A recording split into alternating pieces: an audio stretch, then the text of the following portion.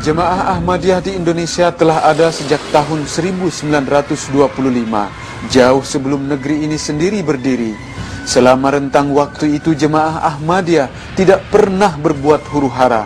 Bahkan pada masa perjuangan kemerdekaan Republik Indonesia, para anggota jemaah Ahmadiyah Indonesia tidak kalah patriotisnya dengan rekan-rekan sebangsa lainnya. Ketua Pengurus Besar Jemaah Ahmadiyah Indonesia ketika itu, yaitu Bapak Raden Muhammad Muhyiddin, aktif dalam ikut mempertahankan kedaulatan Republik Indonesia di kota Jakarta. Pada waktu akan diselenggarakan acara perayaan hari ulang tahun kemerdekaan Republik Indonesia yang pertama kali, beliau diangkat sebagai sekretaris panitia. Bahkan beliau ditunjuk sebagai orang yang akan memimpin barisan pawai pemegang bendera merah putih. Namun 8 hari sebelum hari perayaan ulang tahun kemerdekaan pertama RI itu tiba, beliau telah diculik oleh Belanda dan hingga sekarang tidak diketahui rimbanya. Karena sepak terjangnya dalam membantu mempertahankan kemerdekaan Republik Indonesia, khususnya di Kabupaten Kebumen, Jawa Tengah ketika itu, Mubaligh Ahmadiyah Bapak Sayyid Shah Muhammad Al-Jailani dipilih dalam pemilihan umum pertama di Kabupaten Kebumen agar duduk sebagai anggota Dewan Perwakilan Rakyat tingkat kabupaten. Dan karena pengabdian beliau pula yang menonjol dalam perjuangan kemerdekaan Republik Indonesia, pada tanggal 11 Maret 1947, Mubaligh Ahmadiyah ini dipanggil menghadap Presiden pertama Republik Indonesia, Bung Karno, di Kepresidenan Yogyakarta.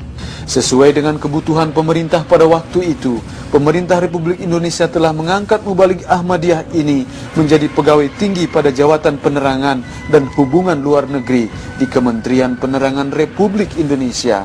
Pada masa kepindahan pusat pemerintahan Indonesia dari Yogyakarta ke Jakarta, Mubaligh Ahmadiyah Bapak Sayyid Shah Muhammad Al-Jailani ini juga menjadi salah seorang dari 12 orang yang mendampingi Presiden Soekarno pindah dari kota Yogyakarta ke Jakarta. Karena berbagai jasa dan pengorbanannya dalam perjuangan bangsa Indonesia merebut kemerdekaan, Mubaligh Ahmadiyah ini memperoleh berbagai surat penghargaan, termasuk hadiah kewarganegaraan Indonesia dari Presiden Republik Indonesia Soeharto. Hubungan pemerintah Indonesia dengan jemaah Ahmadiyah pada masa itu terjalin dengan sangat baik. Ini dikarenakan pemerintah Republik Indonesia ketika itu mengakui dan menerima betapa besar sumbangan jemaah Ahmadiyah Indonesia terhadap kemerdekaan Republik Indonesia.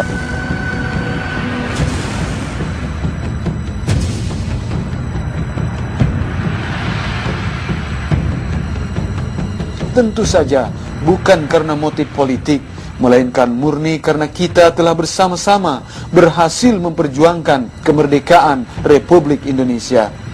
Itulah sebabnya dalam salah satu acara Kongres Jemaah Ahmadiyah Indonesia di Kota Bandung, Menteri Agama Republik Indonesia ketika itu, Dr. Ruslan Abdul Ghani, turut menghadiri konferensi Jemaah Ahmadiyah tersebut. Ini merupakan sebuah bentuk penghargaan dari pemerintah Republik Indonesia kepada jemaah Ahmadiyah yang telah ikut serta menguras keringat mendirikan negeri ini.